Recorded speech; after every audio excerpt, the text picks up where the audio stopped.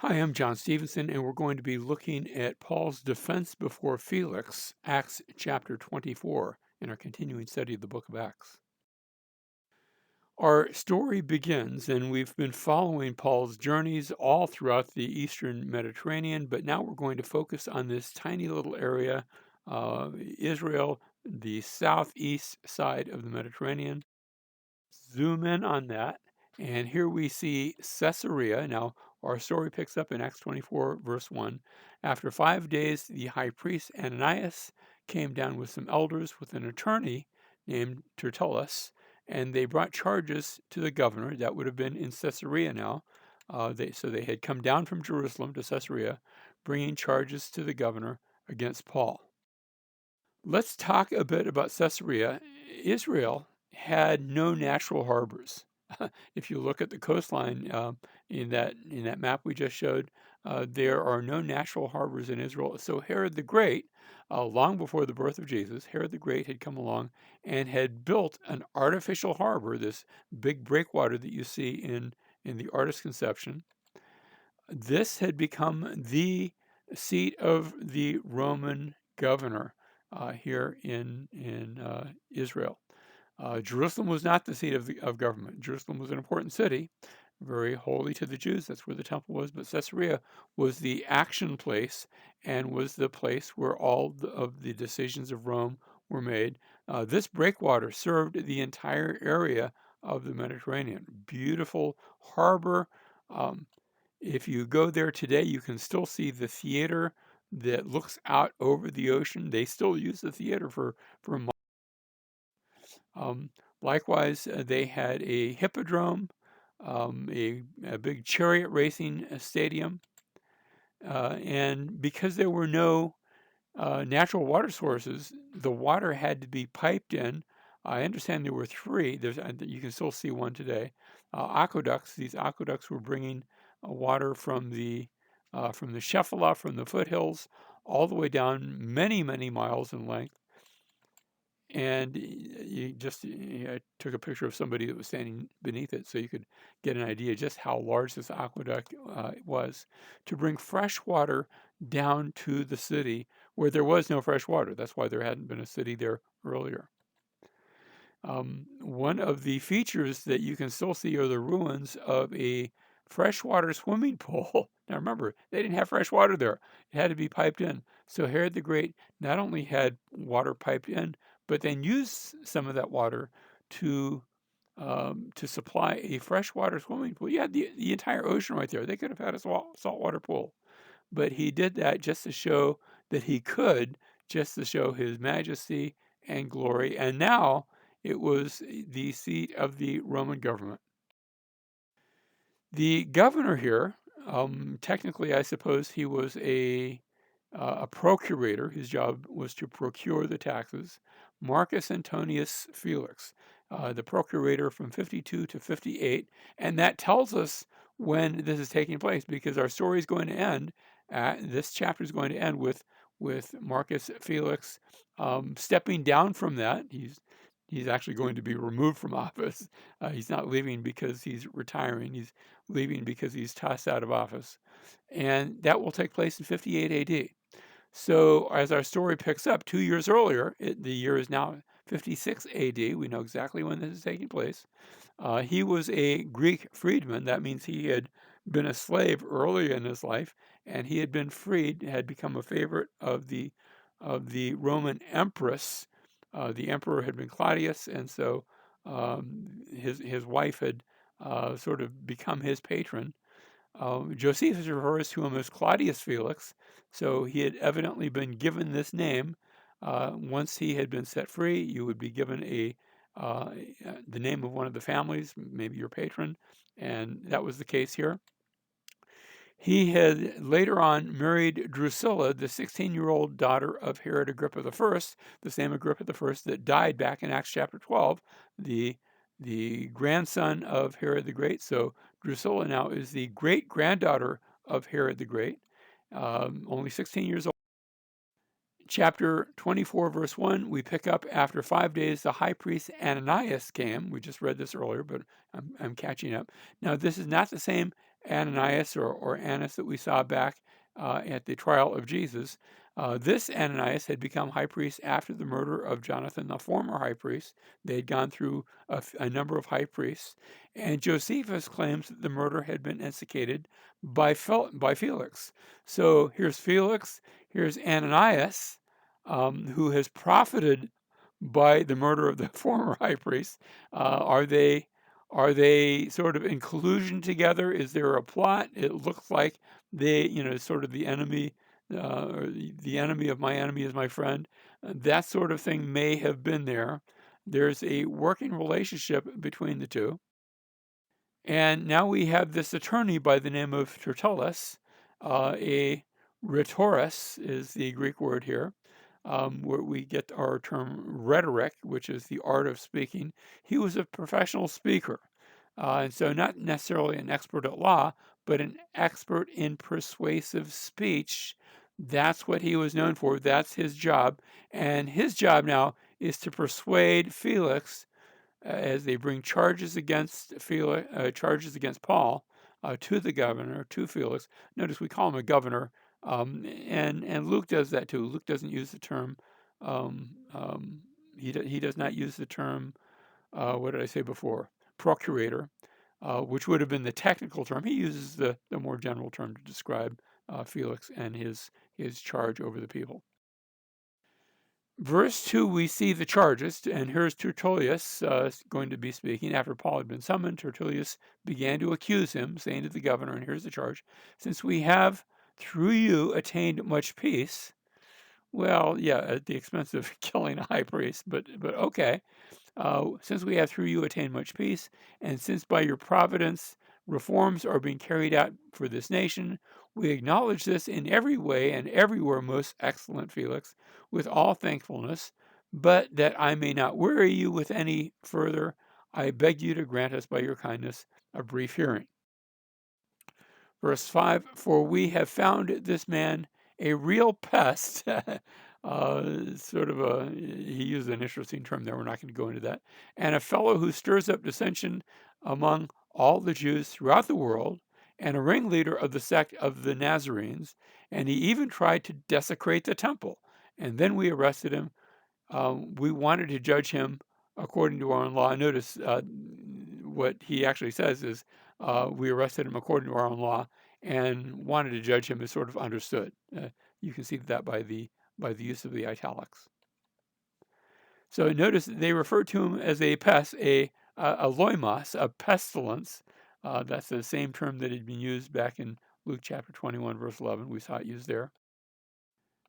But Lysias, the commander, and we saw Lysias, he wrote a letter in the previous chapter. Lysias, the commander, came along and with much violence took him out of our hands, ordering his accusers to come before you. By examining him yourself, all these matters, you will be able to ascertain the things of which we accuse him. So, very eloquent opening statement, no evidence presented yet. Verse 9, the Jews also joined in the attack. Now, this isn't every Jewish person. When it says the Jews, it's speaking generally the Jewish leaders who were there representing the high priest. But the Jews also joined in the attack, asserting that these things were so. Verse 10, when the governor had nodded for him to speak, Paul responded. And now we see Paul's response. And again, it's a very polite response, speaking to Felix, Governor Felix. The one who's the Roman official in charge, knowing that for many years you have been a judge, and he had been a judge for a few years now. Many years you've been a judge to this nation. I cheerfully make my defense, since you can take note of the fact that no more than 12 days ago, I went up to Jerusalem to worship. So whatever they're accusing me of, it has only taken place in the last 12 days, because 12 days ago I got here. I wasn't here before then. So this is a very speedy issue, whatever they're accusing me of. It's going to be easy to investigate because it had to have been less than 2 weeks in which it's taken place. Neither in the temple, nor in the synagogues, nor in the city itself. Notice, I only arrived in Jerusalem 12 days ago, and I was not speaking publicly in the temple, nor in the synagogues, nor in the city itself did they find me carrying out on a discussion with anyone or causing a riot. I wasn't doing public speaking here, nor can they prove to you the charges of which they now accuse me. So um, I I wasn't doing any of these things in the last 12 days. Now, we'll talk later on about what might have happened in some other cities, but that's not under your jurisdiction. Your jurisdiction is here in Israel, and I've only been here 12 days, and I wasn't in public, not in the temple, synagogues, Jerusalem. Nowhere was I giving an audience. Verse 14, but this I admit, and so he does have an admission that according to the way which they call a sect, I do serve the God of our fathers, believing everything that's in accordance with the law that is written in the prophets, having a hope in God, which these men cherish themselves, that there shall certainly be a resurrection. Now he's going to return to this. He says, I serve God, I'm Jewish, I follow the way, I keep the law, I keep the prophets, I hold to a resurrection of both the righteous and the wicked. By the way, not all of the Jews held to the resurrection. Most notably, the Sadducees denied the resurrection. Most notably, the Sadducees tended to supply the high priests. Now, I'm not sure what this particular high priest held to, but the high priest generally did not hold to a resurrection. And he says, there shall certainly be a resurrection of both the righteous and the wicked. In view of this, I also do my best to maintain always a blameless conscience, both before God and before men, because I believe in a resurrection, because I believe there's a final judgment. I try to live accordingly. Not all Sadducees necessarily do that, but I do. And I try to keep a blameless conscience before both God and before men. So he's admitting mostly to the resurrection. Verse 17, now after several years, I came to bring alms. And remember, he's coming there with alms to my nation and to present offerings. So there's money involved. Now, just so you know, Felix, his ears perk up. We're going to find this later on, that Felix is hoping for some of that money. But that's not why Paul mentions it, because he's already given the alms to the poor. He's presented the offerings in the temple. He doesn't have the money anymore. Verse 18, in which they found me occupied in the temple, bringing alms and presenting offerings, having been purified without any crowd or uproar. He was just one of the worshipers. But there were some Jews from Asia who ought to have been present before you and make accusation if they should have anything against me, because some had actually followed him from Asia. Those are the ones that created the disturbance. Verse 20, or else let these men themselves tell what misdeed they found when I stood before the council. After all, as I said, only arrived 12 days ago, not speaking publicly in the temple. I admit to being a follower of the way, and I was in Jerusalem to worship and bring alms, other than this one statement, which I shouted out while standing among them, which was after the mob had started. And he shouted out then, for the resurrection of the dead, I am on trial before you today. Again, he repeats, this has to do with the resurrection. Notice how he's focusing on one issue. Why is it focusing on the resurrection? Because he believes and he's announcing that a dead man got up and walked, that Jesus has risen from the dead. That's at issue. Verse 22, but Felix, having a more exact knowledge about the way. So this is not the first time that Felix has heard of Christianity. It has been around for a while now. It had started in Jerusalem. There have been other apostles besides Paul in Jerusalem, and he is beginning to hear about it. And so notice, he put them off, saying, when Lysias, the commander, comes down, I will decide your case. Now Lysias, we read back in chapter 23, verse 26, when Lysias, and he's called Claudius Lysias back then, the commander of the Jerusalem garrison, and he had written an official letter giving his report. So he's already put in writing his report, but now he's going to be coming down to give actual testimony. And Felix says, when he gets here, I'll decide your case. And then he gave orders to the centurion for him, that is Paul, to be kept in custody and yet have some freedom and not present any of his friends from ministering to him. So he's going to be kept in custody, but it's more like house arrest. and his companions and others can bring him food, they can bring him scriptures, they can bring whatever he needs. Verse 24, but some days later, Felix arrived with Drusilla, his wife, who was a Jewess, and sent for Paul and heard him speak about faith in Christ Jesus. So they're waiting. The trial's been delayed, but now Felix comes up with Drusilla, his wife. Now, Drusilla, we know quite a bit about. I already said she was the great granddaughter of Herod the Great,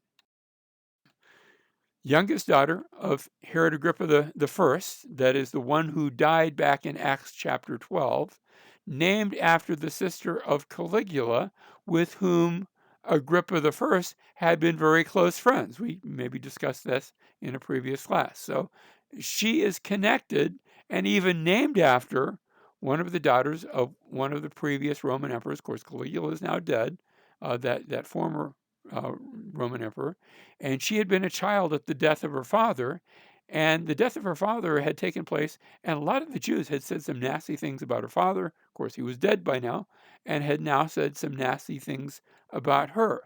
She had been married to Azizus of Amasa, and had left her husband, divorced him, to go marry Felix. She fell in love at the time.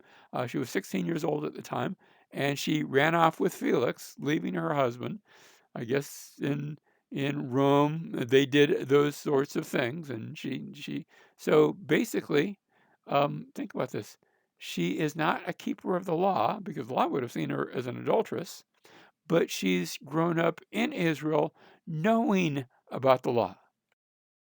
Now we know the rest of the story. It's not told here in Acts. Eventually, she's going to die with her son in the eruption of Mount Vesuvius.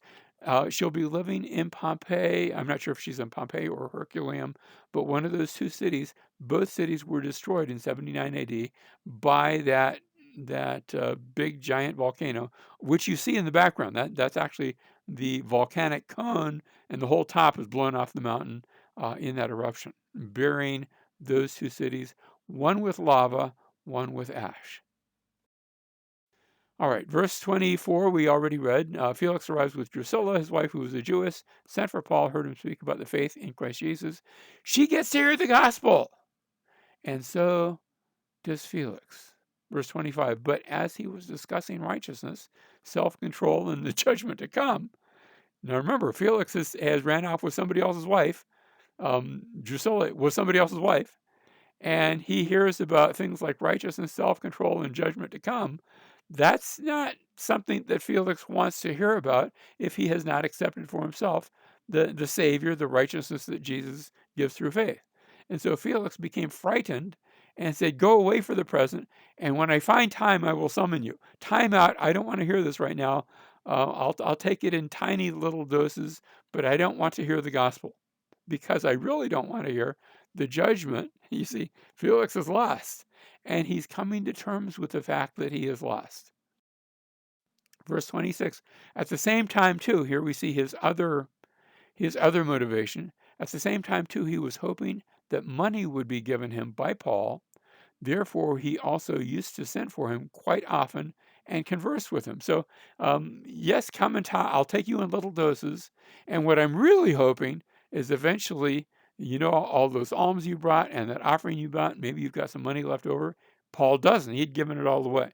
But Felix is hoping maybe somebody will buy your freedom. He's looking for a bribe, which was very Roman of him. It was said of the Roman proconsuls that a Roman proconsul would spend his first year in office collecting money in order to pay off all the bribes that got him into office. And then he would spend his second year collecting bribes that would keep him out of prison when he got tossed out of office. And then he would spend every year after that collecting money for his retirement fund. Felix hadn't been tossed out in his second year. He's in that retirement mode. He's looking to retire. He knows he's going to be tossed out of office. You can see the handwriting on the wall. And so he's looking for money from Paul. Verse 27, but after 2 years had passed, Felix was succeeded by Porcius Festus, and wishing to do the Jews a favor, Felix left Paul imprisoned. So he's looking for money. He's wanting to butter up Jewish relations, and Paul is left in prison. Now, we're going to pass over, notice, in one verse, 2 years pass. But for Paul, those 2 years took a long time. And when we look at the prison epistles, we see some of Paul's attitude, especially at the end of that 2-year period. So here's Felix, Porcius Festus. They're going to go from one office to the next. Paul is in prison. But Paul in Philippians chapter 1, now this is probably written but later on when he gets to Rome, where Paul says, I want you to know, brethren, that my circumstances have turned out for the greater progress of the gospel. What are those circumstances? 2 years in prison in Caesarea, and then an ocean voyage about which we're going to read in the coming chapters, a Roman imprisonment, and in that process, probably from Rome, but maybe even earlier, Paul writes to the Philippians and says, I want you to know about these circumstances, how they have turned out for the greater progress of the gospel, so that my imprisonment in the cause of Christ has become well known throughout the whole Praetorian Guard and to everyone else. And he goes on to say, I'm not going to read it right now, but he goes on to say, and there are those who are speaking the gospel, that are hearing the gospel, that are speaking it because of these circumstances. Paul looks at his imprisonment and we think, oh, that's terrible. He's confined to quarters, 2 years. Paul says, that's great because more and more people are hearing the gospel and God is using these circumstances. Is his imprisonment good? No, it's bad, but it's working out for the good of many peoples who are hearing the gospel and are believing in Jesus and coming into the kingdom. And we'll see next time, that will include not just Felix, but the newly coming governor. And in fact, a whole host of VIPs are going to gather to receive, or at least hear, the gospel. Will they receive it? We'll see next time.